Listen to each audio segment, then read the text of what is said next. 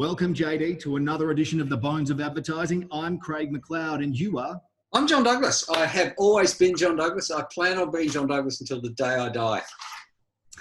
So, don't do that on me.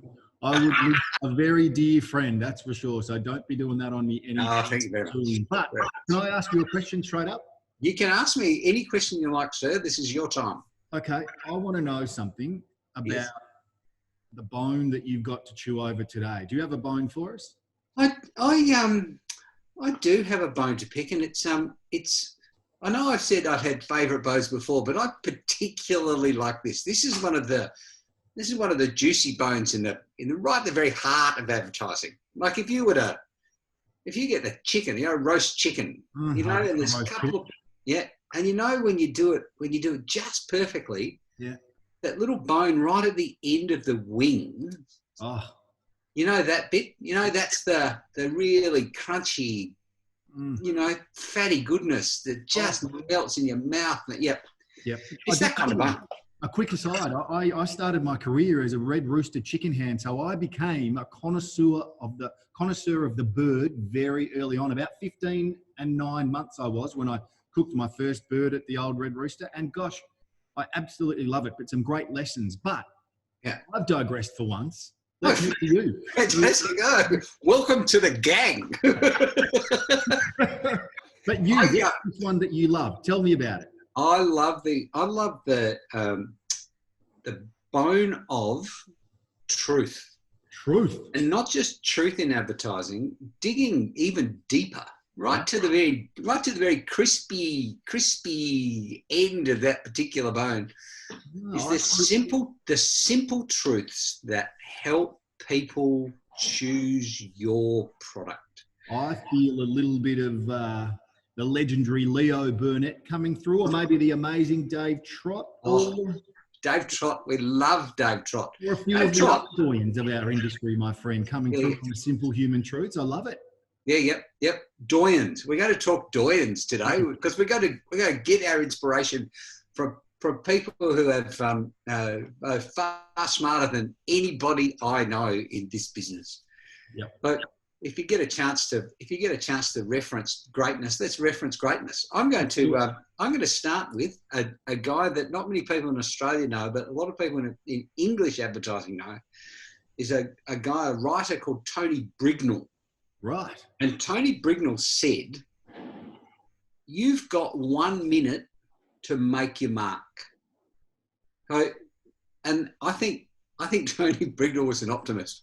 I think you've probably got. I reckon you said that before digital media. Yeah.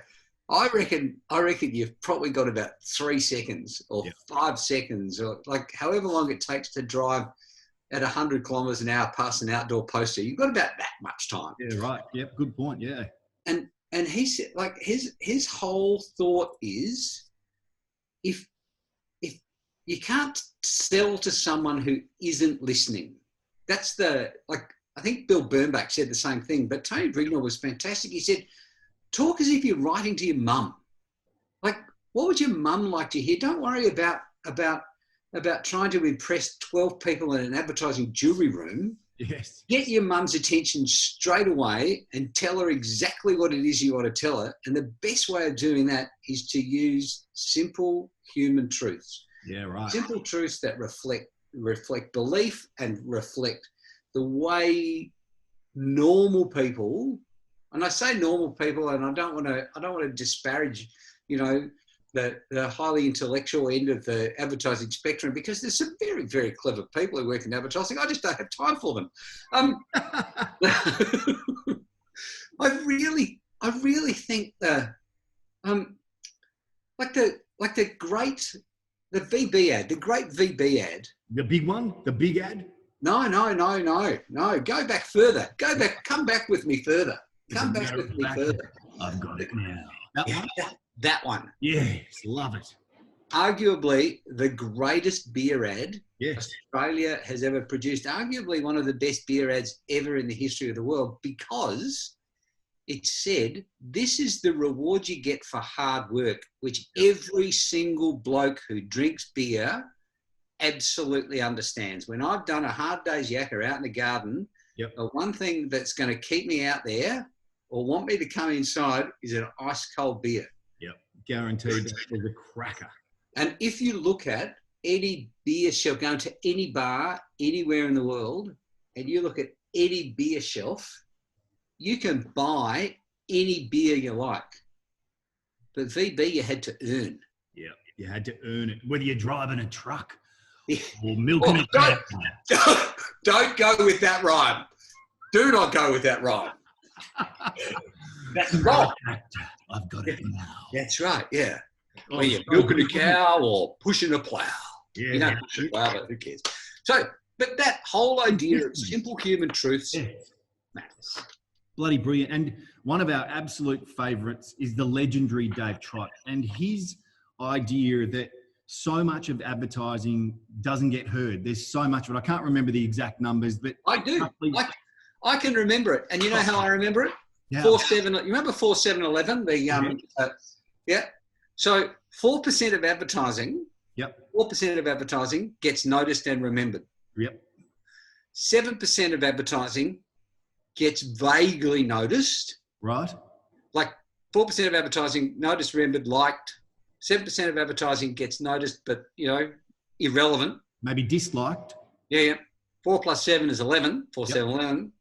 89% of advertising, 89% of advertising doesn't get noticed. And if you don't get noticed, everything else is academic. Well, Dave Trott's words are you're dead. And he says that at 89%, and he talks in pounds, but he says that 89% is basically pissed away. It's just an absolute waste. And he goes back to that really simple philosophy that I love. And this is something we talk about a hell of a lot.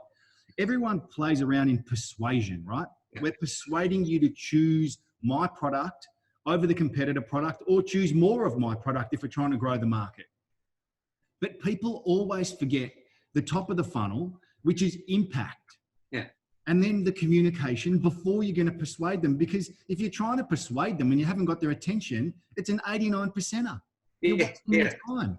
So if you can't get their attention with something that is going to be super simple, but smart enough to capture their imagination, and then simply communicate a message, and then finally, once you've got their attention, persuade them to either buy more Coca-Cola if you're growing the market, buy more of us, or buy Coca-Cola because it shits on Pepsi, or buy Aldi because it shits on Coles, or buy Coles like...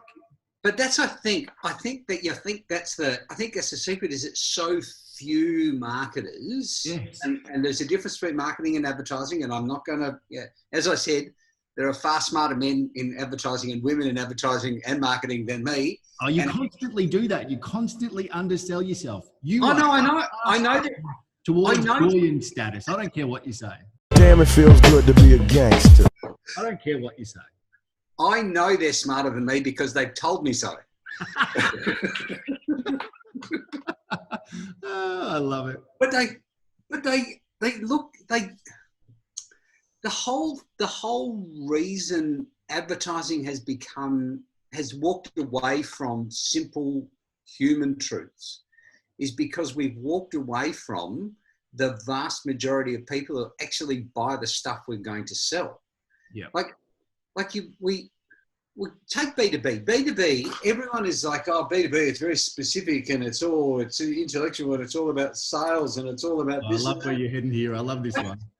B2B is like people buy products, buy services because it matters in here. Yep. And for people who are buying B2B products, whether it's a long sales cycle or a short sales cycle, they don't want to make a mistake. They don't want to get fired. They don't want to lose their job. Like, these are emotional reasons to purchase. Yes. And going back to your Coke shits on Pepsi thing. Yeah. We forget that it's okay to be different and to actually be noticed. Yes. Like, you go way back. Come back with me to the 50s. Oh, very good. I like that. I like what you did there. Like the 50s and 60s, the Avis, we try harder. Yes. And the simple truth was, Exactly right. I'm prepared to believe that you are going to work your bum off to make me happy because you're not the industry leader and you can't rest on your laurels. And that was just as simple. It was a comparison to the rest of the market without actually referencing the rest of the market. It very much referenced the number one in the market, but it didn't say Hertz is full of shit. It just said, you know who number one is. We know you know who number one is. But we think we're better because we have to be. Yeah, because we play like we're second best in the world, which means we train harder than number one, who could well be sitting there resting on their laurels. Yeah, who may just treat you like a second-class citizen because they think you're going to go to them anyway. Yeah, and a great point, JD, on that, and thinking more again about the legendary Dave Trott. When you have a whole bunch of ads going into your mind, our mind basically makes patterns, right? Our human mind builds patterns. If it sees a bunch of ads that look similar, they all fit into one category. They're all in there as a pattern. If we add one more to that pattern that looks similar, guess what? Your ability to get noticed is tiny because they're all in this one pattern pool. But if we create a different ad and completely different, maybe not an award-winning ad, but an ad that might get noticed by the person who we want to target, completely different, guess what? That goes into a different pattern. So now you've got 15 ads that look the same, all in one category, fighting for attention, and one very different ad that's gone into the mind that's so much easier for someone to remember. Yeah, indeed. And never forget the immortal words of David Ogilvy. And there was a man who ended his career in a castle in Lithuania but some minor principality in Europe. Magnificent castle, like the bloody Disney castle. He had a castle. Right. He made so much money he could live in a castle. He must have known the simple truth, JD. He did, but he started life selling door to door. Right. Like he was like the classic vacuum cleaner salesman who would go and knock on. He sold Aga cookers, I believe. Anyway, he was back in the 60s when he was busy taking over New York. They had the same problem with advertising, that people trying to impress other advertising people rather than trying to impress the market. Yeah. And he said, the customer isn't an idiot. She's your wife. Yeah. How do you impress your wife? How do you impress your husband? How do you get their attention? What are the things if you're passing each other in the hallway, and I'm running to go and clean up the vomit that my son's just had because he's had raw chicken for lunch or something, and my wife's running the other way because she's late for a meeting back in the day when you could have a meeting. They're still running a whole bunch of meetings from the office next door. That's right. Yeah. And you've got 2 seconds as you pass each other in the hallway. Yeah. How are you going to get her attention? Yep. Yeah. And I love the one that Dave also mentioned. Sorry, my last time on Dave Trott, but he also. Oh, no, you could talk. You could talk Dave Trott. Love him. But imagine sitting there, and in his world, he's sitting there watching the footy, right? And his team, Manchester United, is looking good, but the scores are even. He's hanging for a cup of tea because that's what he loves. He loves a cup of tea. And he says to the Mrs. Kath, firstly, he needs to get her attention. So how's he going to do that? She's sitting there reading the paper, reading a book. So he pipes up and says, Kath. And she's like, what? What you want? And then he's like, get us a cup of tea, love. So there's the communication. First of all, he's got her attention. Yeah. Get her name. She looks up from the book, says, yes, love, what can I do for you? And he said, get us a cup of tea, love, with a question mark on the end. So knows that now he's communicated clearly what he wants. Now he's got to work out the persuasion. How is he going to get her to do that when she'd be like, get it yourself, geezer. What's wrong with you? What are you thinking? Why am I going to get you a cup of tea? Yeah. He knows it's bin night. So what he says is, if you get me a cup of tea, I know you hate putting the bins out, but I'll take those stinking black plastic bags out and put them on the nature strip for you. So guess what Kath says? I'll just get you a cup of tea, love. I'll grab you a cup of tea, love. Yeah. Now, I think that's a beautiful story. I think I not need mine, Dave's. No, but I need to put an editorial correction in there. Dave Trott's football team is West Ham. Oh, is it? And I think if this gets out, we may be the subject of a court case. Okay, we better just back over that and just beat where I say whatever I said and put in West Hampton. No, because the story is true. And I think sometimes as advertising people and marketers, sorry to jump in, JD, we just forget the simplicity of the person that we're trying to talk to, and we try and overcomplicate it with this whole diatribe instead of going back to like what you said.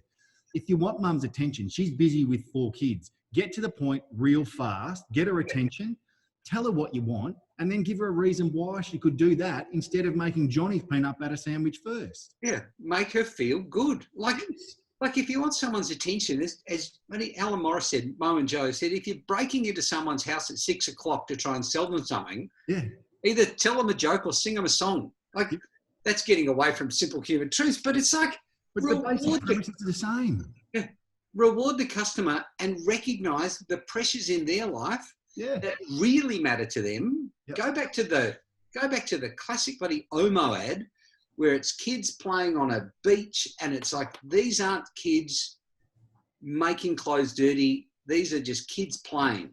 And that's all mothers want. That's all mothers want. They want happy, healthy kids who can socialise and feel free to play.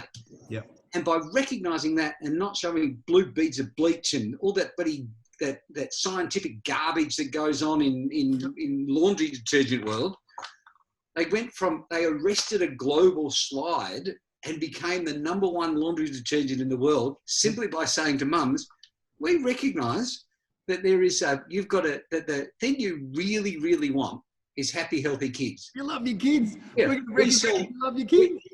We sell laundry detergent, and we know that you really don't care about laundry detergent, but we'll make sure that when you use our laundry detergent, your kids can continue to be happy and healthy. It was beautiful. It was a simple truth, and it worked. And gentlemen and ladies out there in advertising land, it can work for you too. Call us now. Selling, sell. McSelly, sell.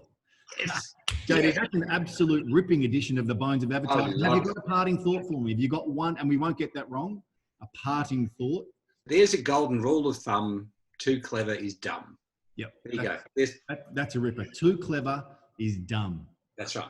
That's another edition of the Bones of Advertising. Thank you very much. Thank you very much. This was a fun one. Let's do this again next week. Let's do this again next week. Until then, all the very best and no more now.